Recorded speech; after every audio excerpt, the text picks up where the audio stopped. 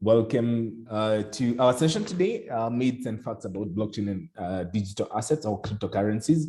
There's a whole lot of stuff we've had, more so from people who just have opinions, but not the real facts. And today we're going to demystify some of the myths, some of the facts about blockchain and digital assets. Without wasting much further ado, because we are recording this, I'll just allow me to just go straight and share my screen so that we can just get started. We'll be allowing people in as we continue. So basically, I hope you all well and you had a great week. And of course, I hope that thing is visible enough. And today's session is all about some myths and facts on blockchain and cryptocurrency. This came up because this week we were somewhere and we were just having a conversation with one of our friends, and we came to understand, or we came to learn, that most of the things he talked about Bitcoin and blockchain were not real. So today I just decided, let me just come and share more on some of the myths and some of the facts about Bitcoin and blockchain. So basically, the first myth is that the cryptocurrency bubble is about to burst. I think this is something we've had not once, not twice, not 3 times, where people always claim that Bitcoin or cryptocurrency is a bubble market that will crash. So fact is, in the last decade, Bitcoin currently is 13 years old since the launch of the white paper, October 31st, 2008. So we are counting 13 years since the white paper was sent by Satoshi Nakamoto. So in the last decade, cryptocurrency breached the $1.3 trillion mark, making them the world's top performing asset of the decade. That is the decade that just passed. So a fact is, cryptocurrency is not a bubble, because if it was a bubble, I don't think people will be pulling all these trillions of dollars into it.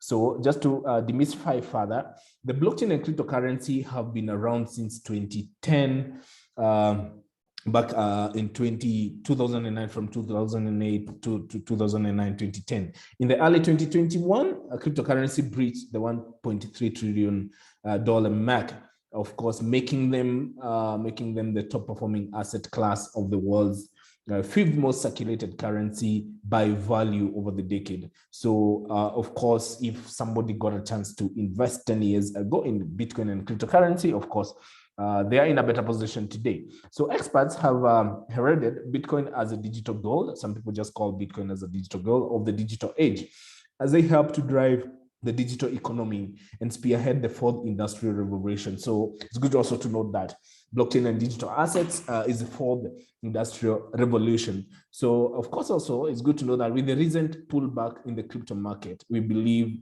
this is an opportune time to get into the asset class of the future. You know what they say about a dip? Make your move. So this is not financial advice, but of course, these are, of course, the CEO of Revix, CEO and co-founder of Revix, Sean Sanders. He's saying, because we had a pullback in the crypto market, of course, if you understand, if you do your own research and you understand you want to put some money, this is the best time that you can put in some of your hard-earned money. So the second myth is that there's only one blockchain. I think this is a conversation I've always had, people saying there's only one blockchain and blockchain is just the one that runs Bitcoin. So the fact about that is there's one blockchain for each cryptocurrency, but not only one. So to demystify further, each cryptocurrency is coded differently and therefore has its own blockchain that records transactions by adding a new block of information, particularly to its chain. The time it takes to do this depends on the blockchain. So like, for example, for Bitcoin's blockchain takes about 10 minutes, while Ethereum takes 10 to 15 seconds. So of course, Ethereum has its own blockchain, Bitcoin has its own blockchain. And we have, of course, some other blockchain that allow decentralized application to be built on them, especially like Ethereum. So some of the cryptos don't have their own blockchain, they build on other blockchains. So it's also good to know that, however, blockchain also vary in nature based on their intended purpose and industry. Some are public, others are private, and they may be open or closed source. So it's good to know that there's not only one blockchain, each crypto is coded differently. The other myth about blockchain and digital asset is that the blockchain and Bitcoin are the same. I've heard people say these are just one or the same. Fact is, Bitcoin is one of the currently, I think we are over 12,000 cryptocurrencies, and the blockchain is distributed ledger upon which Bitcoin and most cryptocurrencies are built. So blockchain and Bitcoin is not the same thing. It's good to know that Bitcoin and other cryptocurrencies, it's just what has been built on the technology itself, ledger technology itself, which is blockchain. So it's just like a platform that allows cryptocurrency and digital assets to be built on. So cryptocurrencies are digital assets or currencies that can be transacted through the blockchain between two or more entities by physical or digital goods and services. The blockchain itself, of course, is a secure digital distributed ledger that records and stores all transactions in real time indefinitely and is available to the public. So it's good to know that. So another myth about blockchain and digital asset is that the blockchain is only used for digital assets and cryptocurrencies. I think this is one thing I've had a whole lot of people say. So it's good to note that blockchain also has other real use cases beyond digital assets across various industries and are helping to solve everyday problems. I think I can just demystify this further and I say, think of blockchain like internet and cryptocurrency like email. So the first use case of internet was email, just sending information. And today, the first use case of blockchain that has worked is cryptocurrency. We're gonna see a whole lot of more use cases of blockchain. So because the blockchain is transparent, its very nature is accessible to the public, it has a broad range of applications in the physical world. So digital voting by means of blockchain can help eliminate electorate and voters fraud. That's number one. So you can use blockchain for elections. Similarly, nonprofit organizations are using blockchain to record their funding campaigns, so to remain transparent to donors. Illustrate how donations are being utilized as another use case. And then we also have another use case of blockchain. The blockchain can also revolutionize how electronic medical records are safely stored and shared through a private peer-to-peer network, no matter where in the world the patient finds themselves. So also blockchain can be used for medical records. In the same way, the blockchain can also help track fair and equitable distribution of COVID-19 vaccines. I think I saw this in India using Barium blockchain. And as soon enough, all contracts, whether for the sale or rental of a home, will be housed on the blockchain to ensure contractual consistency. So this is another way that blockchain is used. Another myth you'll always hear about cryptocurrency is that cryptocurrencies have no intrinsic value. I think if you've dealt with especially people in finance, they usually say cryptocurrencies don't have intrinsic value. So what is the fact about that? The fact is cryptocurrencies do not need to be backed by a commodity to hold value. So it doesn't need to be backed by any commodity to hold value. So many skeptics claim that cryptocurrencies have no intrinsic value because they are not backed by a commodity such as gold and silver. However, most fiat currencies are not backed by any commodity either. I think in 1971, gold standard was abolished, and the fiat currency that government usually print doesn't have any intrinsic value. Also, it's not backed by anything. So instead, their value lies in the fact that they have been issued by a government, and that there is an agreement in place that allows consumers to exchange it for goods and services of a similar value. So what gives fiat currency value is that assurance from the government that you can use it for exchange of goods and services for value. So hence its value is agreed upon by parties. So whatever gives, I usually say what gives something value is just an agreement between two parties. If today, like when people used to use barter trade, no government was involved over there. People just used to say, I have beans, you have milk, we need whatever I have, you need whatever I have, I need whatever you have, and they come into agreement, and that's what gives things value. So the same goes for cryptocurrencies. Though they are not government issued, there's an agreement in place in form of willing buyers and willing sellers. And I think this is what gives something value. There's a willing buyer, there's a willing seller. So demand and supply that can be exchanged for value in the real world. Consider Facebook today, which is valued over $750 billion. It has value due to its network, data, and consumer base, not the servers it runs or lands on. So what gives Facebook value? It's its network, data, and consumer base, not what Facebook is all about, the servers and everything. So in addition, according to the principle of scarcity, if a commodity is limited in nature, then its value fluctuates with time due to supply and demand. Bitcoin, as an example, is a limited digital currency as only 21 million Bitcoins that will ever be produced. So scarcity is another thing that gives something value due to supply and demand. And of course, Bitcoin is one that is pegged, or Bitcoin is supply is limited to only 21 million Bitcoins. There can be more, but there can be less. So another myth about cryptocurrency and blockchain is that cryptocurrencies are only used for illicit and dubious activity. I think this is something you've heard with a whole lot of people. Oh, I cannot use Bitcoin because it's used for money laundering and stuff. So it's good to note that the fact is far more than dark web transactions are undertaken with fiat currency than cryptocurrency.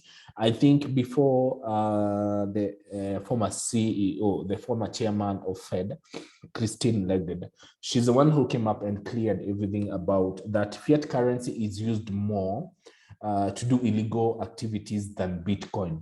So it's a fact that Bitcoin is not used more in terms of fraud and money laundering. The blockchain keeps a public record for each transaction, and although it offers a certain amount of anonymity, users and their details can be identified, which means that this anonymity is no way absolute. So it doesn't mean just because your name and everything is not there that you do illegal activities with crypto.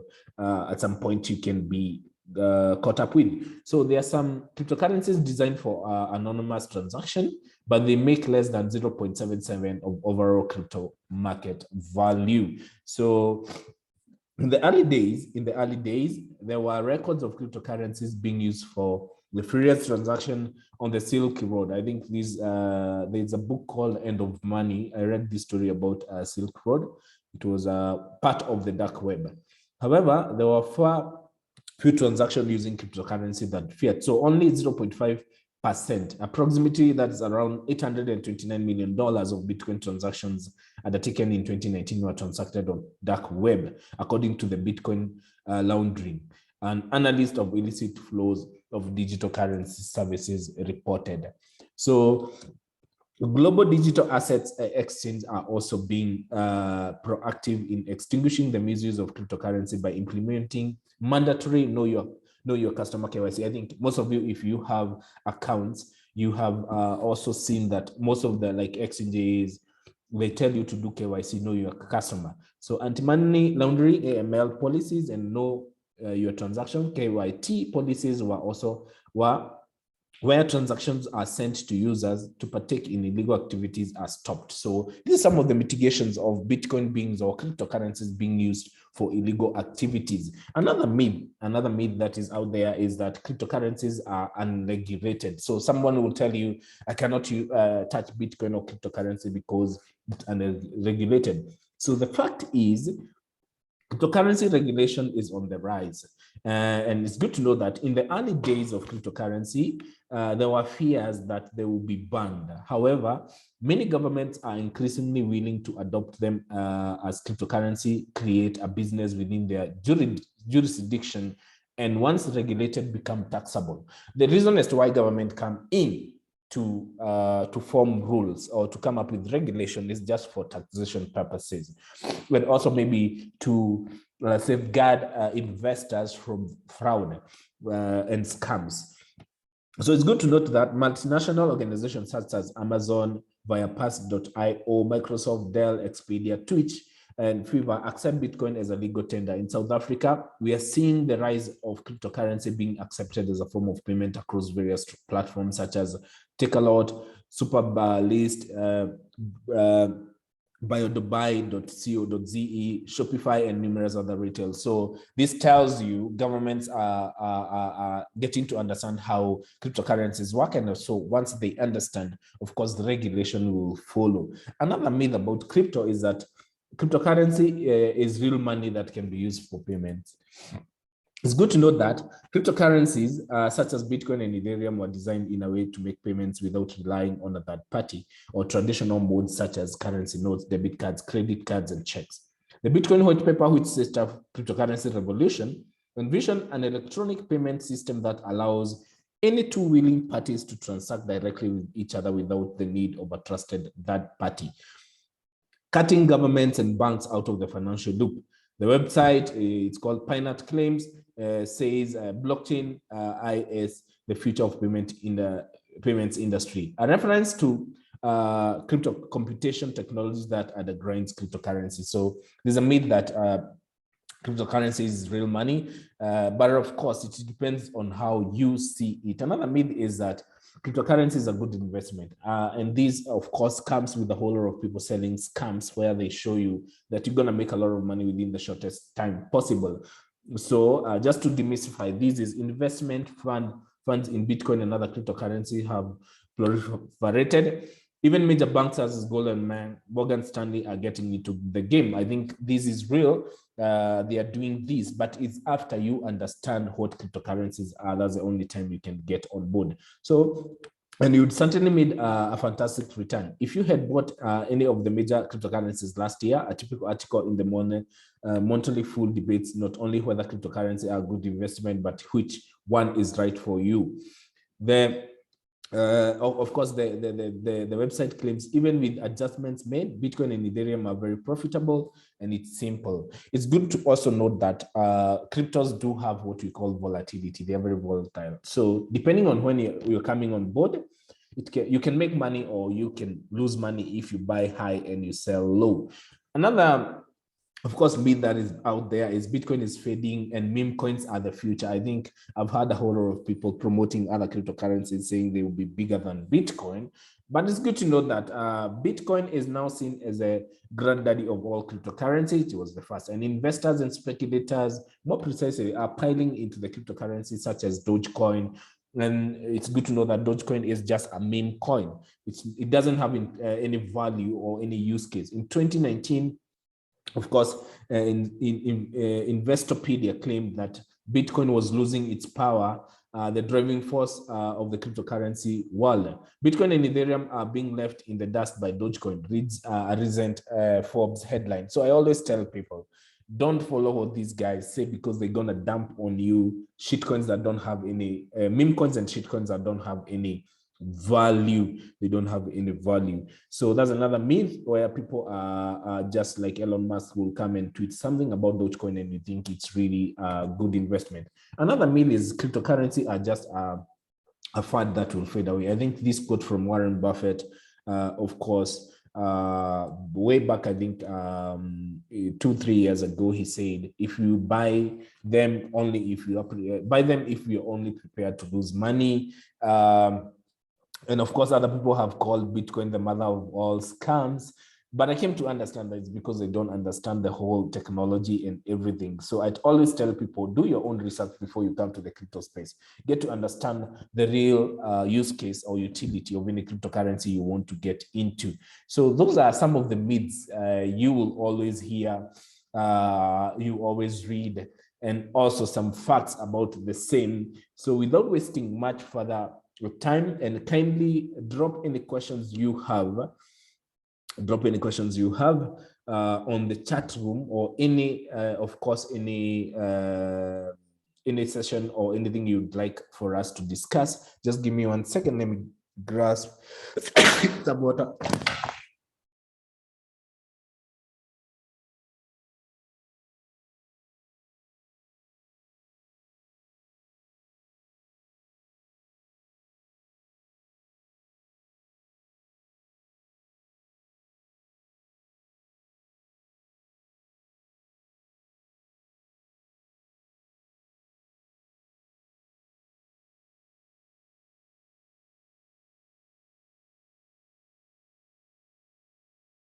Apologies about that. I have a very bad cold. I think it's because of the weather change. It's crazy. It's Sorry. long. Thanks. It's a long time since I had a cold. I think years. So it's come in with a lot of strength. So let's go to the news. What has been happening across the globe in terms of crypto news? So allow me to share my screen again.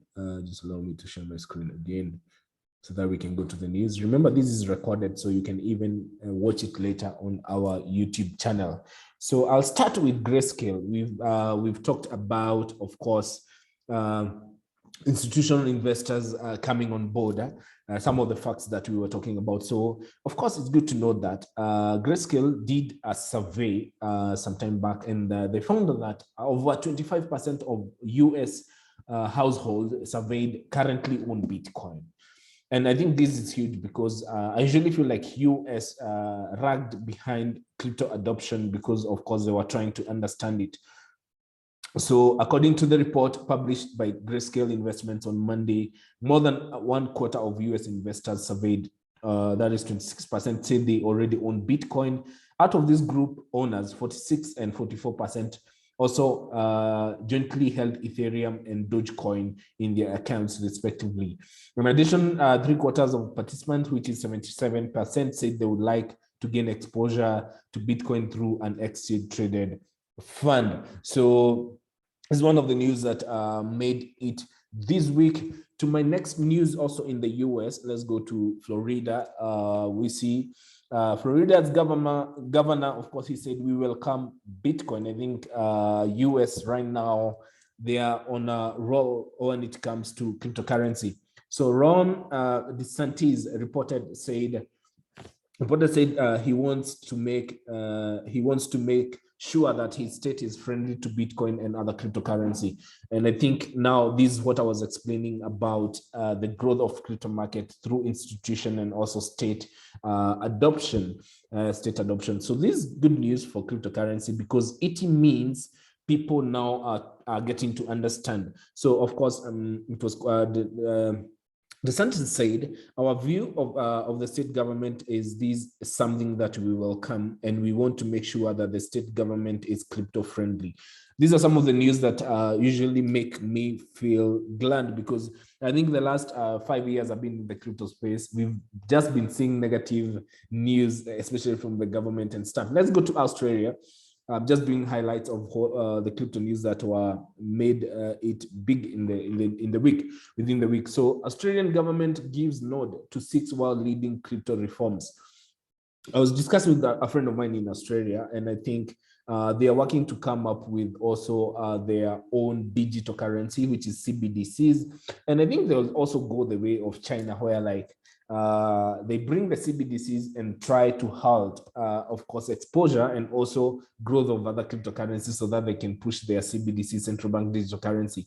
So what is clear is that if you embrace this development, Australia has an enormous opportunity to capitalize on the convergence between finance and technology. Treasurer Josh Frydenberg said. So this is from Australia. Of course, they are looking at reforms that will help the country grow in terms of crypto adoption and, of course, blockchain itself as a technology. So let's move on to India.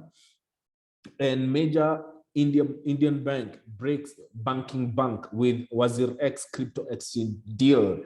I think this is one of the cryptocurrency I told people to invest in 2020. I was just sharing with them that this is one of the crypto that was, I think, also they had a merger with Binance, Wazir X. It helps you exchange your fiat currency to crypto with ease. So Indian banks have reportedly been slow to accept the Supreme Court's decision, allowing them to do business with crypto firms. It's good to know that. And of course, a lot of banks, I think what they are doing is that they fear what cryptocurrency can do, because as their clients, more of their clients get to understand and know crypto, they might end up running away from them. So because anyway, the way decentralized cryptocurrencies work is that you don't need a third party for you to trade. So you don't need banks for you to make a payment or even to transact. So It's also good to know that a big jump in investors who favor crypto over stocks. This is a survey that was done, and of course, a lot of investors currently they are looking into cryptocurrency more than the old way of investing, like in stocks. The number of respondents who said they will be more likely to invest their money in crypto than traditional stocks increased by 140% in just 5 months. At Decrypt Edge Consultants, what we do mostly is crypto education. And the reason is why for us, passing the right information is our goal, is so that it can help people also make good decisions, because you'll never put your money in something you don't understand. So as you can see, these big investors who've been in stock market, trading stock markets for years, now considering, of course, crypto, it tells you something that crypto, of course, has a future. Let's go to Visa. Let's see what Visa has. And of course, Visa forms a new crypto advisory unit due to client demand. I think a whole lot of these traditional companies and stuff, what is pushing them is not that they would like to come into the crypto, but a lot of their clients are pushing them to accept cryptocurrency or also do research. So payments giant Visa has announced the formation of a new cryptocurrency focused advisory unit to help clients get grips with the sector. The unit will sit within the company's border consulting and analytics division, which offers payments-related consultancy service. So I think this is huge news also for the crypto space. And moving on to some other news, WhatsApp, we all, I think all of us do have WhatsApp. It's good to know that WhatsApp starts testing currency payments with Meta's Novi wallet. I was watching a hearing of the Congress this week, and I think some of the things that we're discussing also is how Facebook are partnering with one of the exchanges to use their stable coins to reach out to, of course, to their 3 billion subscribers. And of course, it's bringing a whole lot of tension when it comes to if they can do that. So you can imagine how much money will move into that stablecoin. Of course, some of the US activists previously asked the DOJ to stop Meta from offering its digital currencies wallet Novi on its platform. So of course, they fear what this can do. So let's see whether Facebook will be allowed to launch these. I remember when they tried to come up with what is it called? It was called what? The Libra coin. Of course, it was halted. Libra coin was halted, and they could not make it happen. So let's see whether these will work. Of course, moving on swiftly to some other news. Coinbase, one of the biggest exchanges in UK and US, of course, they have announced Ledger hardware wallet support. Of course, this is major for people who keep their cryptocurrencies on exchanges. This is a huge risk for you putting your cryptocurrencies in an exchange, because there can be hacks. A cryptocurrency exchange can go down and you lose all your assets. So we always tell people, if you buy any crypto asset, it's good for you to put it offline. And this is where now we have cold wallets like Ledger hardware. So for Coinbase to support this is huge, because now you can buy your cryptocurrency and put them offline. You only access them through the exchange when needs be. So I think this is a very big move for them. I commend them for this. So Coinbase users will be able to self-custody, because there's one key thing we say, not your private keys, not your Bitcoin. If you're storing your cryptos in an exchange or in another person's wallet, those are not your crypto assets. So they are crypto assets with Ledger hardware wallet. This is a big move, and I really commend them for these self-custody move. So another, of course, study showed that nearly a third of institutional investors in crypto are already using DeFi, decentralized finance. And of course, decentralized finance will grow with time. The risk of it is high because it's something very new. So before you invest in any DeFi projects, please do your own research and thorough research. To my last news, of course, it's good to note institutional investors. MicroStrategy says, again, it has bought over 1,434 Bitcoin since November 29th. Michael Saylor, the CEO of MicroStrategy, I think this gentleman is not joking anymore. He wants to buy all the Bitcoins that are available in the crypto space. In fact, this week on Twitter, I saw people saying, do not sell your Bitcoins to Michael Saylor. He's going to get all of them. So the company here holds about 122,478 Bitcoin as of December 8th. For a value of around $6 billion. So Michael Saylor, why I really like this gentleman, in 2013, he came out and said, Bitcoin is like gambling. The beauty about it is that within time, right now, he's one of the biggest Bitcoin maximalists who buys any crypto that is being sold on any exchange. So those are the top news this week. And of course, I'll give you a chance now to ask any questions you have. Otherwise, we can just call it a day. I have a very bad cold. My throat is burning. Louis is in Nigeria. He could not join us today. Part of the strategic partnership we have is with companies like Binance. So he has something he's doing over there. And of course, this is recorded, so you can watch it later on YouTube for people who joined a little bit later, like Tina and Anthony. It's always a pleasure to host you, to have you. You allow me today to break there so that I can take some hot ginger, lemon, and water just to calm my cold. So God bless you all. Have a fantastic weekend. It's always good to host you during this session of Bitcoin 101. Cheers, and of course, thanks Christine, thanks Tina. I pray I get well soon. I can't remember the last time I was sick, so it's crazy. But anyway, all good. So God bless you all. Enjoy your weekend, your long weekend. I know we have a holiday on Monday. So let's keep learning, let's keep building, let's keep believing. And of course, let's also keep on taking risks. God bless you all. Have a great Saturday.